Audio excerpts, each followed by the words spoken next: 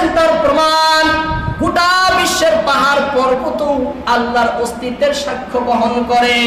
আল্লাহ তাআলা পবিত্র কোরআন সূরা ফাতির আয়াত নম্বর 27 এর মধ্যে বলেন, ওয়া মিনাল জিবালি জুদাদুম বিদুম ওয়া হুমুরুম মুখতালিফুন আলওয়ানুহা ওয়া গারাবিবু সুদ।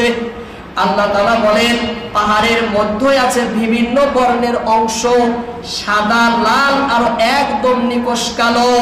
এই ভূপৃষ্ঠে বিদ্যমান পর্বতমালার বৈচিত্র্যতাও আল্লাহর অস্তিত্বের সাক্ষ্য বহন করে। কোনো পাথর, কোনো পাহাড় কালো, কোনো পাহাড় সাদা, কোনো পাহাড় একদম লাল, একদম লাল। লাল বর্ণের পাথর, সাদা বর্ণের পাথর, কালা বর্ণের পাথর, এই পাথরের তো নিজস্ব কোনো বৈশিষ্ট্য না। হ্যাঁ, পাথর যদি চাই আমি কালা হব, হতে পারবে না। পাথর যদি চাই আমি সাদা হব, হতে পারবে না। তাহলে এই পাথরের ভিতরে এই বৈচিত্র্যতা কে সৃষ্টি করলো? এই পাথরের ভিতরে এই গুণ কে পয়দা করলো?